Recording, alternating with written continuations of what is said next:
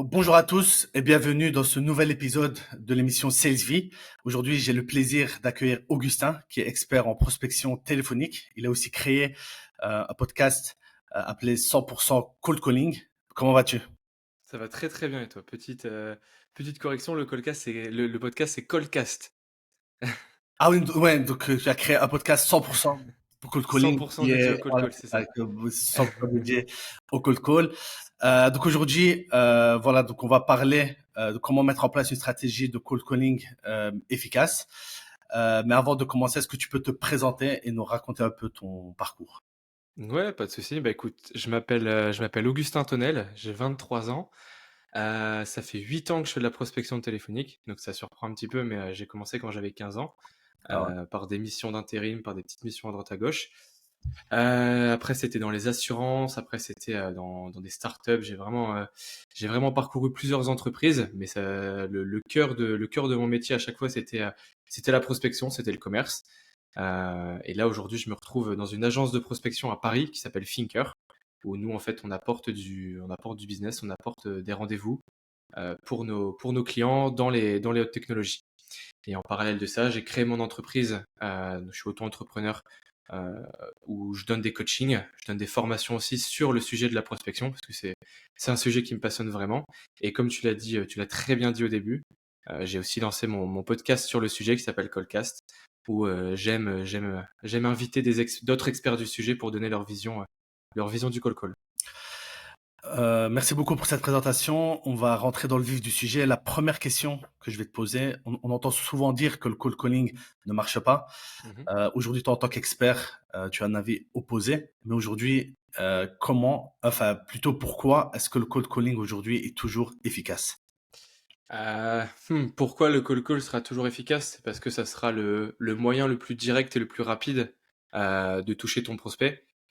Il suffit que tu crées une base de données avec ta liste, c'est un truc bien quali, avec les numéros de téléphone, tu peux l'appeler directement. Le retour, il est instantané. C'est-à-dire que si ça plaît pas à ton prospect, bah, t'as pas à attendre 3 jours, tes cycles de vente, ils sont ultra raccourcis. Si tu as le bon discours et que ton prospect veut pas, bah, c'est que ton prospect veut pas. Tu sais tout de suite comment adapter, et en fait, c'est le terme adapté, je le trouve vraiment bien adapté, bien défini pour le call, parce Ouais. une fois que tu as lancé ta campagne, eh bah, tu peux t'adapter en cours de route. Si tu vois qu'un discours fonctionne mieux qu'un autre, et bah, tu peux en prendre un autre, et ainsi de suite. Et c'est une vraie machine à rendez-vous. Si tu as vraiment la motivation et si tu as vraiment envie d'aller choper du rendez-vous, le téléphone, ça sera vraiment ton meilleur ami. En termes de compétences, est-ce qu'il y a des compétences clés à posséder pour réussir en cold calling?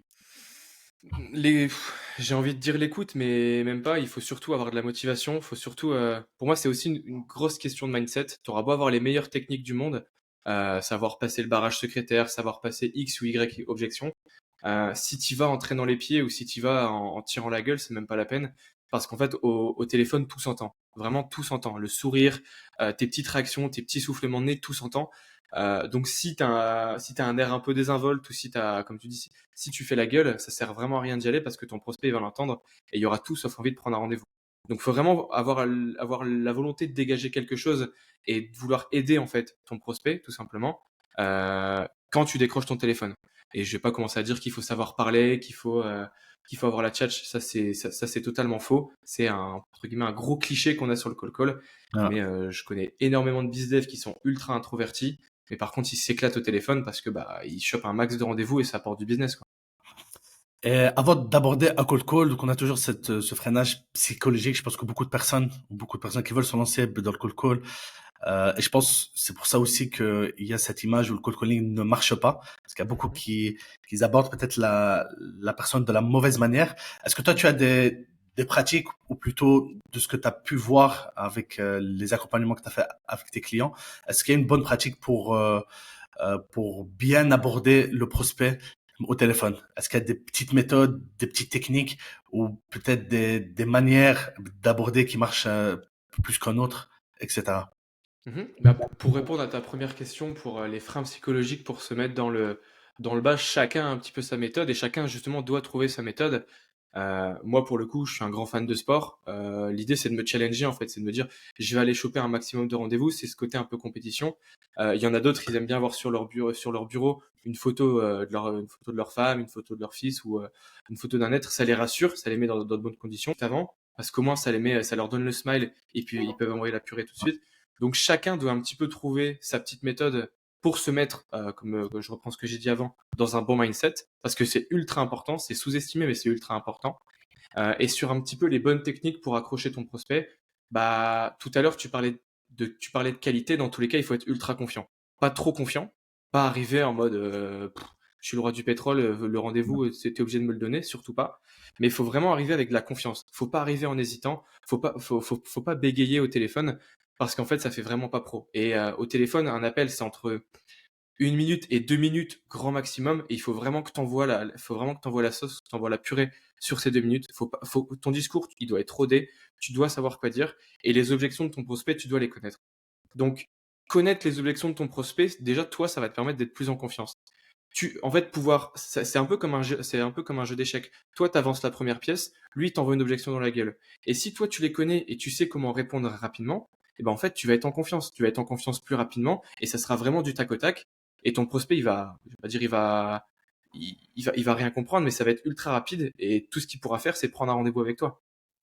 Et en parlant d'objections, Mhm. est-ce qu'il y a des objections courantes que tu rencontres en cold calling, par exemple, je suis en réunion, mais pour l'instant, comment est-ce que tu as reçu ou comment est-ce que tu as pu prendre mon numéro, etc. Est-ce qu'il y a des objections courantes comme ça que tu vois qui se répètent et comment les, les, euh, les surmonter? Bah, des objections courantes, il y en a plein. J'ai pas le temps, je suis en réunion. Le barrage secrétaire, c'est entre guillemets le barrage numéro un, on va dire. C'est envoyez-lui un mail, il n'est pas disponible actuellement, il y en a vraiment plein. L'idée, c'est l'idée, c'est pas de déballer toutes les objections et de te dire ma réponse. L'idée, c'est vraiment chaque domaine et chaque secteur d'activité a aussi ses objections. Un restaurateur, un logiciel SaaS, ils ont des objections propres au métier, propres au domaine et au secteur. L'idée, c'est, toi, une fois que tu as commencé ta campagne de prospection, tu notes justement les différentes objections de ton temps et tu peux préparer une réponse à chaque fois. Comme ça rejoint ce que je t'avais dit avant, tu es plus en confiance. Et au moment où ton prospect te donne l'objection, tu peux directement répondre. Et, en parlant de mindset, parce que tantôt tu as mis l'accent vraiment sur la partie mindset. On sait très bien que sur une séance de cold calling, bah, des fois ça peut très bien marcher, comme des fois ça ne peut pas marcher. On peut recevoir des fois des claquages de porte qui sont assez violents.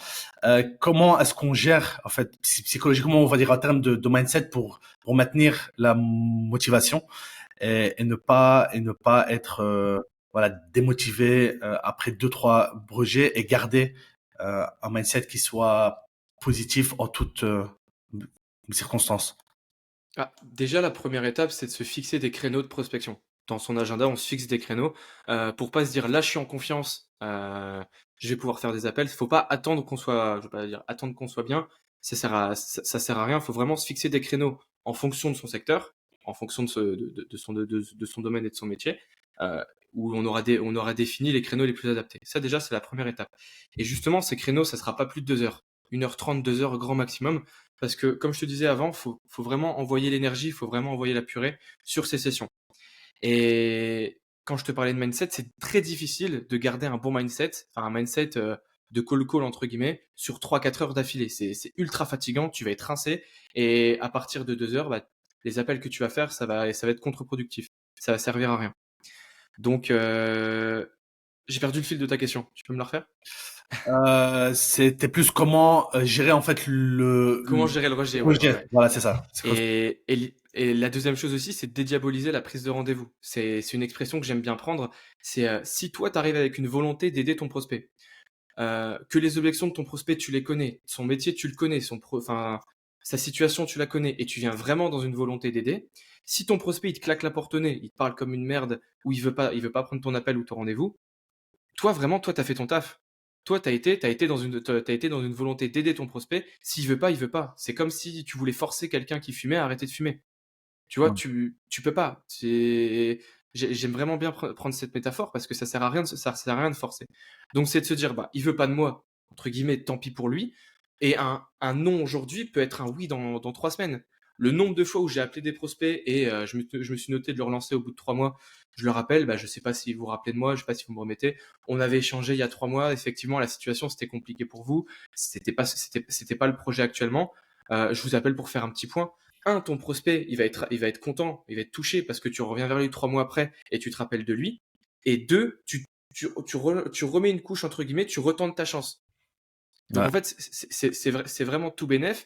Et le troisième point pour gérer le rejet, c'est si face à une grosse objection, tu sens la colère monter, etc. L'idée, c'est vraiment pas de se remettre tout de suite dans un prochain appel, parce que ton prospect, il va sentir que tu es énervé. Comme je t'ai dit au début de l'épisode, il va sentir qu'il y a un truc qui va pas, donc il va pas prendre le rendez-vous avec toi. L'idée, c'est, je sais pas, tu vas te balader pendant 5 minutes, tu fais 50 pompes, tu fais un truc, faut te vider la tête et tu repars et tu te remets au bout de 10-15 minutes dans ta session. Tu dis, ok, le prospect que je vais appeler, il n'y a rien à voir avec le prospect que je viens d'appeler. Donc, j'ai aucun intérêt à le faire pâtir, entre guillemets, de l'appel que je viens de faire. Et, et est-ce qu'il y a aujourd'hui des technologies ou des outils qui peuvent t'aider à améliorer l'efficacité de tes séances de cold calling? Est-ce que tu en utilises toi Mhm. particulièrement? Parce qu'on peut entendre différents outils, que ce soit dans la transcription, que ce soit voilà des intelligences artificielles aujourd'hui qui commencent à rentrer dans le marché, qui peuvent t'aider sur ce point-là. Est-ce que toi tu y crois déjà premièrement, et deuxièmement, est-ce que toi tu utilises des outils qui peuvent améliorer tes séances, enfin l'efficacité de tes séances de Mhm. cold call? Moi, forcément, sur les outils, j'utilise un logiciel de softphonie. Donc là, pour le coup, on a un peu l'embarras du choix sur le marché. On a Aircall, on a Ringover. L'idée, c'est vraiment de pas appeler avec son téléphone portable pour Ouais. pouvoir vraiment enchaîner les appels. Une grande majorité des logiciels de softphonie aujourd'hui, ils proposent des dashboards, des tableaux de bord qui vont te permettre de suivre ton historique d'appels, ton temps moyen de communication, ton nombre d'appels, ta fréquence, etc. Donc d'un point de vue perso et même d'un point de vue sur une vue un peu plus à grande échelle, tu peux vraiment analyser tes résultats. Ça c'est vraiment top.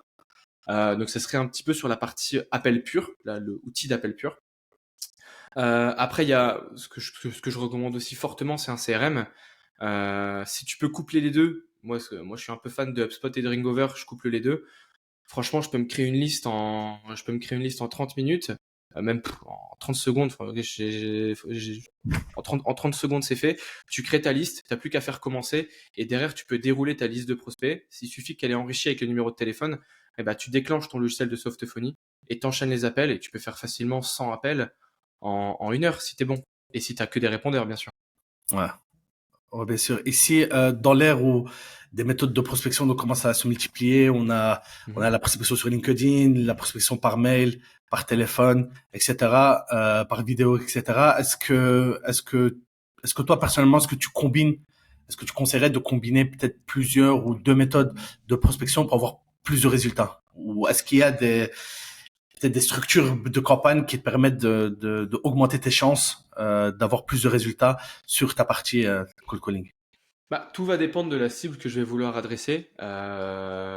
Si je vois qu'il y a très peu de restaurateurs qui sont sur LinkedIn, je vais pas prendre les 4-5 qui sont sur LinkedIn et lancer une campagne de prospection. L'idée, c'est vraiment de connaître en fait sa cible pour savoir ce qui marche et ce qui marche pas. Mais dans tous les cas, ce qui marche vraiment bien, c'est une stratégie, ce qu'on appelle omnicanal. C'est-à-dire que tu vas multiplier les canaux pour augmenter tes chances de prendre une prise de contact avec ton prospect. Moi, pour le coup, je suis très très fan d'envoyer un mail avant, soit la veille, soit 2 jours avant, pour, dans cette optique, pas forcément de prendre un rendez-vous. Si on prend un rendez-vous, franchement, c'est top, mais plus dans une optique de s'essuyer les pieds avant d'entrer. C'est-à-dire que bonjour X ou Y, je fais ça, est-ce que ça te dit qu'on se rencontre? Toi, ça te permet que quand tu vas appeler ton prospect, dans le lendemain ou dans 2 jours, quand tu vas l'appeler, tu auras déjà eu un premier point de contact. Tu pourras déjà lui demander s'il te remet, lui demander s'il se rappelle de toi, etc. Et au moins, lui, il va voir que c'est déjà le deuxième essai et que toi, c'est pas la première fois que tu veux échanger avec lui. Donc, que Ouais. tu démontres ton intérêt. Et après, là, on entend certains qui prospectent sur WhatsApp, certains qui prospectent sur d'autres canaux, sur Instagram. Comme je dis, ça dépend vraiment de ta cible. Ça dépend vraiment de ta cible et de ton secteur. Mais pour le coup, les deux à ne vraiment pas lâcher, c'est le mail et le téléphone. Et quand tu couples les deux, ça fait vraiment, vraiment des résultats. Et une petite dernière question pour cette première partie. Est-ce que si tu devais te donner un seul conseil à toutes les personnes qui veulent se lancer dans le cold calling, que ce soit pour leur business ou que ce soit dans le cadre de leur travail de commercial, ce serait Mhm. lequel? Bah, le conseil, tu l'as dit dans ta question, quel est le meilleur conseil pour se lancer? Bah, justement, c'est de se lancer. C'est entre guillemets, c'est en forgeant qu'on devient forgeron. C'est un peu l'expression connue, mais plus tu vas faire des appels, plus tu seras à l'aise à l'oral, enfin à l'oral, au téléphone, plus tu seras à l'aise avec ton discours, plus tu connaîtras ta cible, et ainsi de suite. L'idée, c'est vraiment pas d'attendre que ton discours, ça soit le meilleur. C'est pas d'attendre que ta base de données, elle soit enrichie à 100%, que ça soit quali à 100%. L'idée, c'est de mettre le pied à l'étrier. T'as déjà une première liste, t'as déjà une ébauche de script. Vas-y. Vraiment, n'hésite pas, vas-y. Tu vas te prendre des portes. Le fait de le savoir, bah déjà, ça réduit entre guillemets le stress. Mais plus tu vas appeler, plus tu vas être à l'aise. Moi, au début, franchement, j'étais terrifié. Quand j'ai commencé à 15 ans, j'étais vraiment terrifié à l'idée de prendre mon téléphone, hein. J'étais pas à l'aise à l'oral, j'étais pas à l'aise du tout. Et c'est vraiment le fait de plus t'appelles, plus t'es à l'aise à l'oral qui m'a vraiment aidé. Donc c'est entre guillemets le meilleur conseil que je puisse te donner. Merci beaucoup pour tes réponses. On va passer à la deuxième partie ici de l'émission où je vais te poser des questions assez courtes. La première, c'est quel est le meilleur conseil qu'on t'ait donné en sales dans, dans ta carrière? Sur la partie purement commerciale, Ouais. je remercie mon ancienne directrice quand j'ai fait ma première startup. Ça s'appelait My Cyber Royaume, c'est de la VR thérapeutique, c'est incroyable. Ça serait le travail de relance. Il y a énormément de commerciaux qui sous-estiment le travail de relance. Le fait de mon prospect, il m'a dit de le rappeler à 14 heures. Bon, bah tant pis, je le rappelle à 18 heures. En fait, c'est si ton prospect te dit de le rappeler à 14 heures quand tu l'as eu dans la matinée, bah, en fait, il t'a vraiment ouvert la porte en grand et il t'a dit viens à 14 heures et t'inquiète, on discute. Il y en a qui te donnent ça pour, entre guillemets, esquiver l'appel, ou esquiver ce que tu leur proposes. Mais 80%, s'ils te demandent de les rappeler à 14 heures, fais-le. Parce qu'au moins, quand tu vas arriver, tu vas dire, bah, bonjour monsieur Durand. Euh, comme convenu, je me permets de vous rappeler à 14 heures. Et là, principe de, entre guillemets, réciprocité, il t'a demandé quelque chose et toi, tu le fais. Et donc, il va se sentir obligé de t'écouter. Tu vois ce que je veux dire? Ouais, ouais, c'est ça. Et le travail de relance, c'est sous-estimé partout, mais c'est ultra puissant. Et du coup, le pire conseil que t'as donné? Bah, j'ai eu de la chance, je suis tombé sur des très bons directeurs et des très bons mentors. Donc, le pire conseil, bah, ça serait au téléphone ou juste sur la partie sales? Ici, au téléphone ou au sales, Mhm. c'est comme tu souhaites. Bah, ça serait de dérouler un script comme un robot, d'arriver de prendre ta feuille et de la lire comme ça. Et qu'importe ce que ton prospect te dit, tu t'en bats les couilles. Ouais. Tu lis et ses réponses, tu t'en fous. C'est vraiment ça la pire erreur parce que il y a une part d'écoute en call call. Oui, il faut arriver avec du concret avec ton discours, mais faut surtout énormément que t'écoutes ton prospect. Selon toi, quel est l'outil indispensable pour sales aujourd'hui? Un CRM. Largement, un CRM. Pour trouver toutes les infos au même endroit, pour savoir que s'il y a 2 jours tu l'as contacté et qu'il t'a dit de faire X ou Y action, le CRM c'est indispensable pour un sales aujourd'hui. Et il y a des boîtes qui sont pas staffées avec ça ou qui le sous-estiment, où leur CRM il est, franchement c'est Bagdad. C'est même pas la peine d'avoir un CRM si tu le tiens pas à jour. Et ta plus grosse erreur en vente? Ma plus grosse erreur en vente, bah, ça rejoint ce que j'ai dit tout à l'heure, c'est de pas écouter mon prospect. C'est si mon prospect me dit qu'il a mal là, c'est de m'engouffrer dans ce point de douleur et c'est de pas chercher à voir s'il y a d'autres points sur lesquels je peux appuyer. C'est de me contenter. Au début, j'étais comme ça quand j'étais en entretien de vente.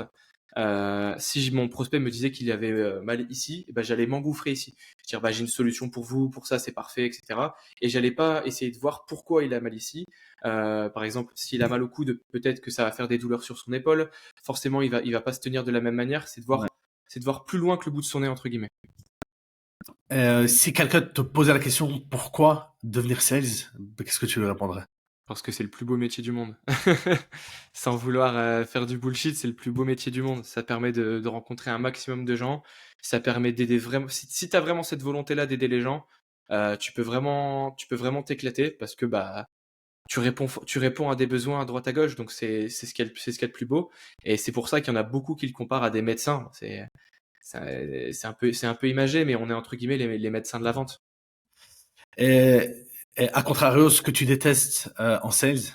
Ce que je déteste en sales, et ben il y a très peu de choses que je déteste. Je suis quelqu'un que j'ai tout le temps le sourire. J'arrive jamais à détester quelque chose. C'est trop compliqué de détester quelque chose. Je saurais pas te répondre. J'adore tout. S'il y a un truc qui me plaît pas, je le fais pas. Ah, tout simplement. Voilà. Tout simplement. Et dernière petite question, 3 personnes que je dois absolument inviter sur cette émission, selon toi. 3 personnes à inviter sur cette émission. Peut-être que tu les as déjà invités. Ça va être à toi de Ouais. me dire. Je pense à Maxime Paris. Pas encore, Pas pas encore, encore. pas Ok. encore. Je pense à Maxime Paris.